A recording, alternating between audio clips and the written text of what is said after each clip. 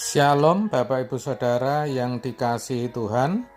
Seri pengajaran hari ini Minggu 7 Februari 2021 berjudul Iman Tindakan. Jadi sekali lagi saya mau sampaikan bahwa iman yang dimaksud dalam Efesus 2 ayat 8-9 di mana dikalimatkan dengan sebab karena kasih karunia, kamu diselamatkan oleh iman.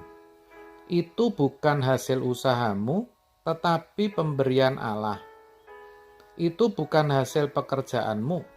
Jangan ada orang yang memegahkan diri.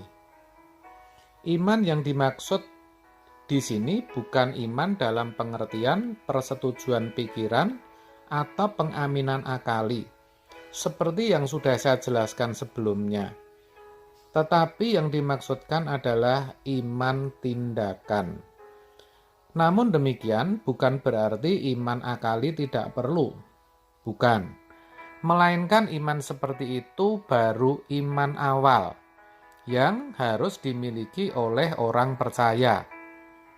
Artinya, kalau pikiran atau rasio saja tidak bisa menerima fakta sejarah tentang Yesus, maka tidak mungkin seseorang bisa memiliki iman yang benar.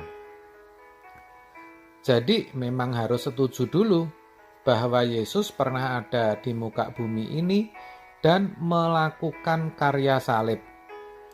Baru selanjutnya orang percaya bisa memiliki kesediaan untuk berusaha mengenal pribadi Allah, mencari kehendaknya, dan melakukannya, serta mengerti rencana-rencana Allah dalam hidup ini untuk dipenuhi. Dalam hal ini, percaya seseorang bukan hanya di dalam pikiran, tetapi sudah diterjemahkan dalam tindakan nyata.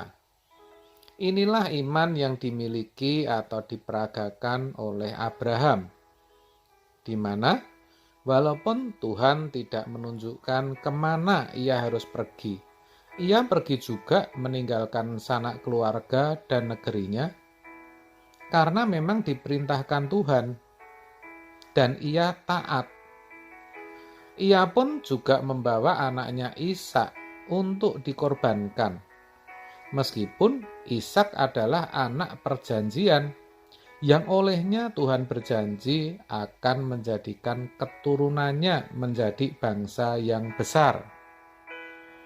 Ia juga memilih menjadi pengembara, meskipun pernah ada kesempatan untuk ia bisa kembali pulang ke negerinya. Tetapi itu tidak dilakukannya. Ia memilih untuk taat kepada Tuhan. Masih banyak saudara contoh-contoh di Alkitab yang menunjukkan iman tindakan, yang mana juga diperagakan oleh tokoh-tokoh iman seperti Daniel, Sadrak, Mesak, dan Abednego, Nuh, dan yang lainnya. Iman seperti inilah yang dimaksud oleh Paulus, bahwa orang percaya dibenarkan bukan oleh perbuatan, tetapi oleh iman. Tadi yang kita baca di awal, Efesus 2 ayat 8-9. Ini berarti orang dapat dibenarkan kalau ia mengalami pertumbuhan pendewasaan, sampai benar-benar bisa melakukan kehendak Bapa dan menyelesaikan pekerjaannya. Jadi, percaya di sini adalah tindakan mengerjakan keselamatan dalam takut dan gentar. Filipi 2 ayat 12. Sehingga terjadi atau berlangsung perubahan ke arah mengenakan kodrat ilahi atau mengambil bagian dalam kekudusan Allah, sesuai dengan rancangan Allah semula. Selain itu, dalam memahami iman dengan tepat, menurut Alkitab, perlu diperhatikan bukan saja aspek persetujuan pikiran atau pengaminan akali, tetapi juga aspek hubungan antara umat dan Tuhan. Jadi iman sangat bertalian dengan kualitas hubungan antara umat yang beriman dan Allah yang dipercayainya. Kualitas hubungan dengan Tuhan inilah yang menjadikan orang percaya sadar adanya tanggung jawab di balik anugerah yang disediakan melalui karya salib. Tanggung jawab itu akan diwujudkan dalam sikap hidup yang benar. Ibarat kalau seorang diberi hadiah mobil, maka bukan berarti mobil itu hanya untuk dilihat, melainkan untuk bisa dinaiki dan dibawa kemana orang itu mau. Kan begitu, saudara? Oleh sebab itu, ia harus mau bertindak, mau untuk mulai belajar setir, mau untuk memperlengkapi diri dengan surat-surat yang dibutuhkan dan juga SIM. Betul kan? Nah, demikian juga dengan anugerah keselamatan yang sudah Tuhan Yesus sediakan harus ditanggapi dengan iman yang benar, yaitu dengan tindakan. Bagaimana orang percaya bisa memiliki penurutan akan kehendak Allah?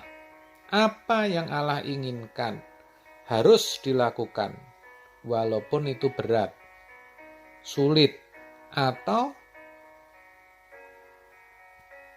bahkan bukan menjadi keinginan dan kehendaknya. Tapi itulah iman. Ini juga berarti bahwa karya salib Yesus, maksud saya ini juga bukan berarti bahwa karya salib Yesus belum cukup sehingga perlu ditambah dengan perbuatan. Bukan, saudara.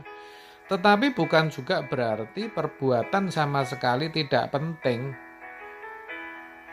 Juga tidak begitu. Tetapi justru perbuatan akan menyempurnakan iman. Dikatakan dalam Yakobus 2 ayat 22, kamu lihat bahwa iman bekerja sama dengan perbuatan-perbuatan, dan oleh perbuatan-perbuatan itu iman menjadi sempurna. Iman dan perbuatan itu dua hal yang tidak bisa dipisahkan, saudara. Seperti kepingan uang logam yang bermuka dua. Juga seperti tubuh tanpa roh adalah mati, demikian jugalah iman tanpa perbuatan-perbuatan adalah mati. Yakobus 2 ayat 26. Tetapi sekali lagi, kita diselamatkan itu oleh iman, bukan oleh perbuatan. Tapi ingat, perbuatan saja tidak akan ada artinya tanpa Yesus mati di kayu salib. Karena tanpa kematian Yesus, semua orang akan meluncur ke neraka. Hal itu karena tidak bisa diadakan penghakiman dan kenyataan bahwa memang semua orang telah berdosa dan upah dosa adalah maut. Roma 3 ayat 23 dan Roma 6 ayat 23. Tetapi justru karena adanya salib Yesus, perbuatan jadi berarti. Maka saya katakan iman kita harus terus bertumbuh sampai benar-benar menjadi iman tindakan. Karena itulah iman yang dikehendaki Tuhan. Amin. Tuhan memberkati.